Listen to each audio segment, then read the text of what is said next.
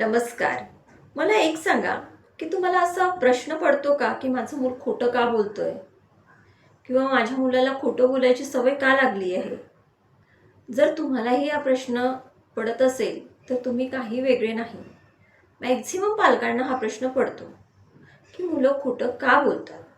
एकदा खोटं बोललं, दोनदा खोटं बोललं, की मग त्यांना टेन्शन येतो, की अरे माझा मुलगा खोटारडा कधीपासून झालाय? तर थांबा. मूल खोटं बोलतं म्हणजे ते वाईट आहे, चुकीचं आहे असं नाही आहे. खोटं बोलणं म्हणजे काही वाईट संस्कार आहे. प्रत्येक वेळी खोटं बोलणं हे वाईटच आहे, पण खोटं बोलतोय मुलगा म्हणजे प्रत्येक वेळी त्याच्यावर वाईट संस्कार झाले आहे असा याचा अर्थ होत नाही. तर कधी कधी खोटं बोलणं म्हणजे मुलाच्या मनात असलेली भीती, असुरक्षितता यामुळे सुद्धा मुलं खोटी बोलतात. जर आपण या खोटं बोलण्याची कारणं जाणून घेतली तर ती काय काय असेल?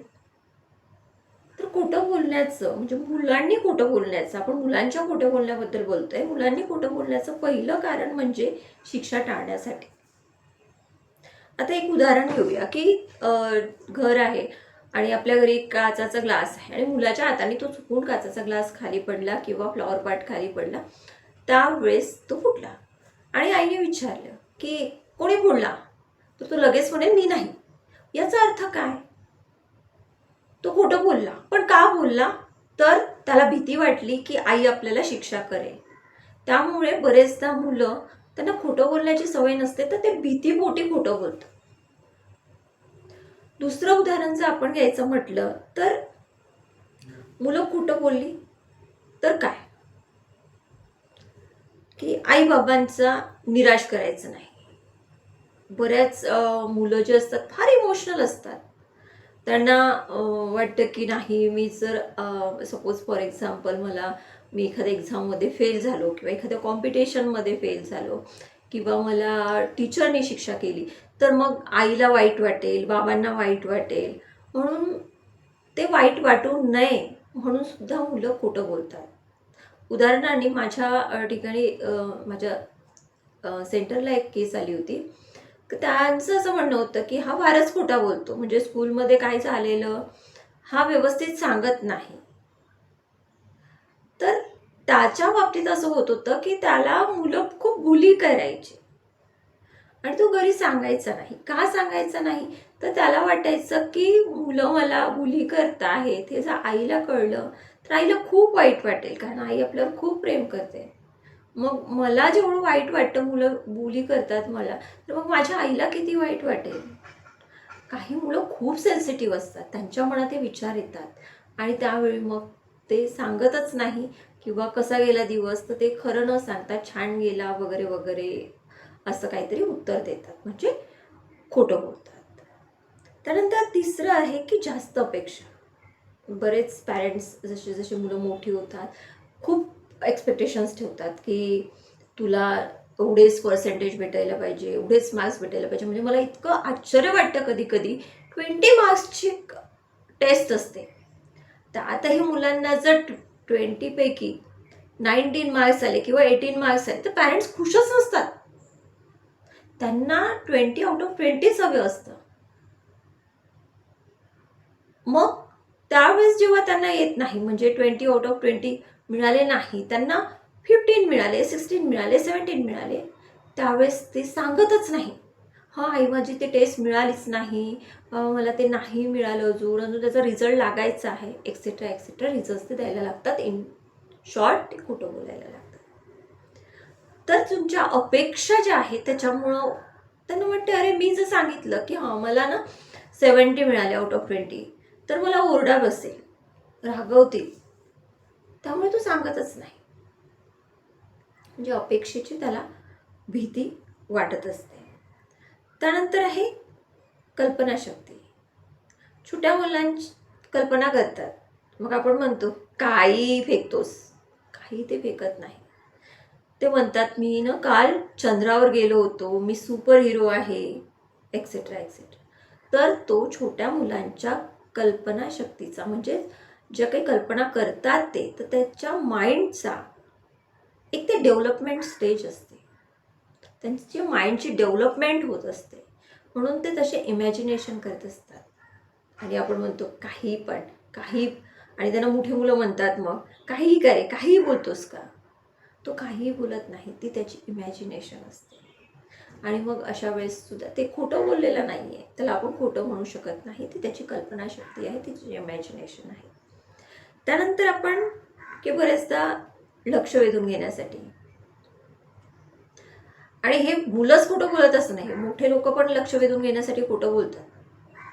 मग मुलांचे, तुम्ही छोट्या छोट्या मुलांच्या ज्या गप्पा ऐकल्या तर ते म्हणतात की माझ्याकडे ना 4 कार्स आहे, माझ्याकडे ना BMW आहे, माझ्याकडे ना ऑडी आहे. सो त्यांच्याकडे नसल्या तरी ते सांगतात.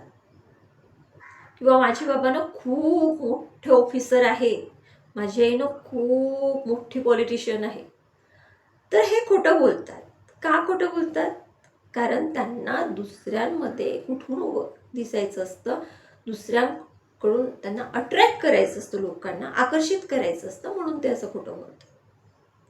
त्यानंतरचं शेवटचं कारण आपण बघणार आहोत की पालकाकडून ते शिकलेले असतात. आपण बघतो छोटे मुलं सांगितल्याने काही शिकत नाही, ते बघून बघून शिकतात. ते आपल्या पालकांचंच अनुकरण करत असतात. आपल्याला कधी कधी कोणी येतं, बेल वाजवतं किंवा फोन आला असं समजू, की फोन आला, आईने उचलला आणि बाबांनी म्हटलं की सांग गावाला गेला आहे किंवा घरी नाही आहे. तर मग आई तसं सांगते, मग त्याला असं वाटतं की अरे हां, कधी काळी खोटं बोललेलं चालतं, आणि त्यालाही ती सवय लागते. ती या काही कारणामुळे मुलं खोटं बोलायला लागतात. मग आता ही खोटं बोलायला लागली तर काय करायचं नाही, म्हणजे आपण कुठल्या मिस्टेक्स करतो जेव्हा मुलं खोटं बोलायला लागतात, तेव्हा आपण इमोशनल खूप सारे मिस्टेक्स करतो. तर पहिलं की तू खोटारडाच आहे. एक दोनदा खोटं बोललं की आपण त्याला लेबल लावतो, तू खोटारडाच आहे, हे मुळीच लावायचं नाही. देन सेकंड की सार्वजनिक ठिकाणी, म्हणजे जेव्हा आपण पब्लिक प्लेसेसला, रिलेटिव्ह असतात, फ्रेंड सर्कल असतात, तू असाच आहे, तू खोटारडाच आहे असं चुकू नये म्हणू नका. देन मग काय करायचं, तर त्या मुलांनी का खोटं बोललंय याचं कारण आपल्याला जाणून घ्यायचं आहे. तेव्हा आपल्या मुलाला विचारा घरी, म्हणजे आता तुम्ही माझा व्हिडिओ बघितल्यावर लगेच आपल्या मुलांना विचारा, ते मुलं तुम्हाला भेटली की की बाळा तुला माझी कधी भीती वाटली होती का, मग तू माझ्याशी खरं बोलला होता की खोटं बोलला होता. या पद्धतीने त्यांचा विश्वास संपादन करून त्यांच्याशी बोला. जर त्यांना खरंच तुमची भीती वाटून ते खोटं बोलले असेल तर त्यांना सांगा. तुमच्या घरी एक नियम करा की चूक झाली तरी चालेल पण खोटं बोलायचं नाही. मग चूक झाली तरी चालेल, खोटं बोलायचं नाही, त्याला कारण पण सांगा. चूक झाली तर आपल्याला सुधारता येते, पण खोटं बोलायचं नाही. चूक झाली तर पनिशमेंट होणार नाही, पण खोटं बोललं तर पनिशमेंट होऊ शकते. हे जेव्हा तुम्ही त्यांना सांगाल तेव्हा ते खोटं बोलणार नाही, आणि तुम्हाला स्वतःला सुद्धा तसं बिहेव करावं लागेल. हा ग्लास फुटलाय ना, ओके बेटा, चुकीनं फुटला असेल तुझा, ठीक आहे, झालं असेल. पाणी पडलंय, आपल्याही हातून पडतं, मग चुकून पडलं असेल बेटा.